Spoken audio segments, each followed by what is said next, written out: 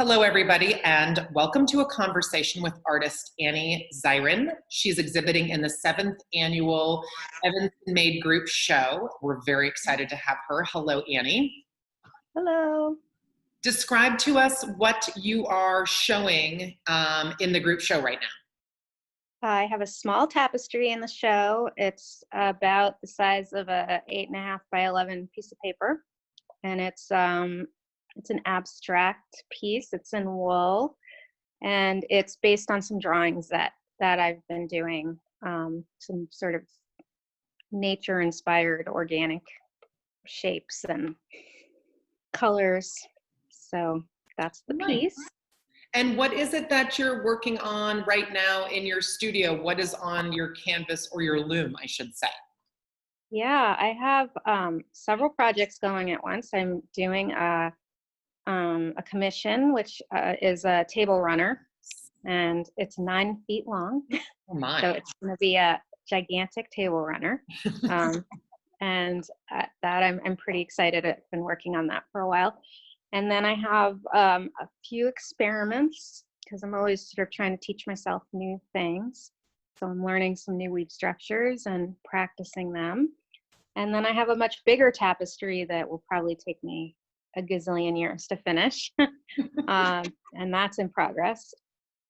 And I have like little bits and pieces. I've always got 7 things in progress, basically. And I just go around and around. Nice. I love how busy you are. Has that been the case through Shelter In? How is your practice any different or the same since being inside? Well, it's given me a lot more time to work, and it's also I've needed to work more for my sanity. So I say I've been pretty productive. I just finished a series of collages. I sort of set up a bunch of arbitrary rules for myself. I made 1 collage a day for every day that I was like in shutdown and didn't see people.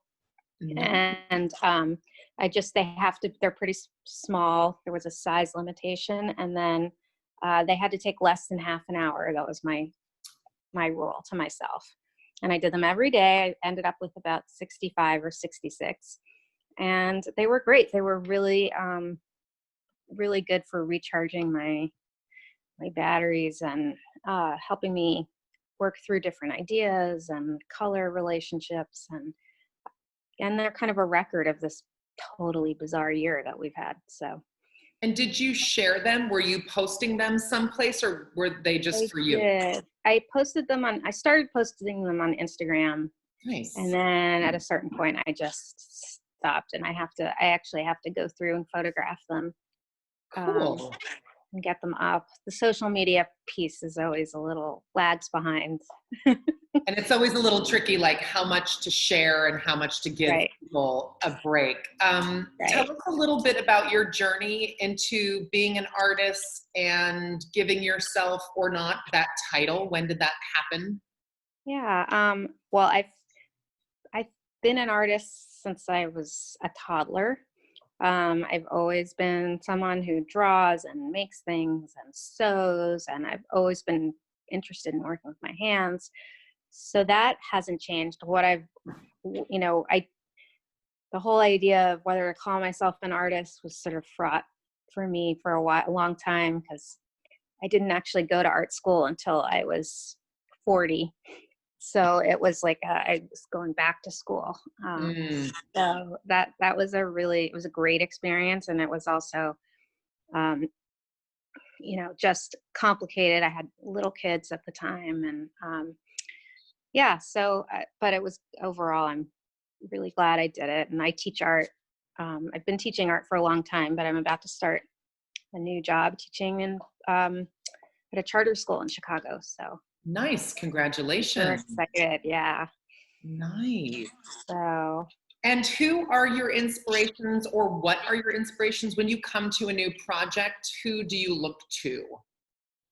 I have so many artists that I look to. I think I wrote down a huge list, but I guess I'll just mention a couple that people outside the weaving world might not be familiar with, because people should look up their work. But Annie Albers is kind of the godmother of weaving. And she wrote this incredible book called On Weaving that is like a theory and a philosophy and a how-to and a life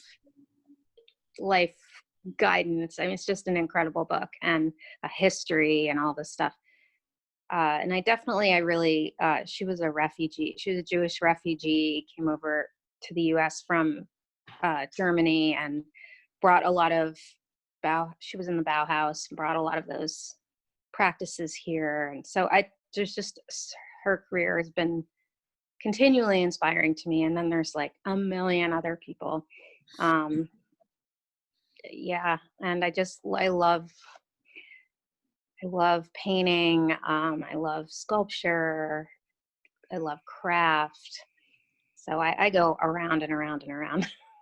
Well, I love how busy you are, and I am super grateful that you're participating in the show this year. The piece is spectacular. Yeah.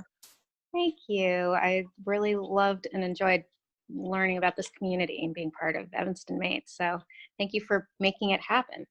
Totally. Thank you, Annie. All right.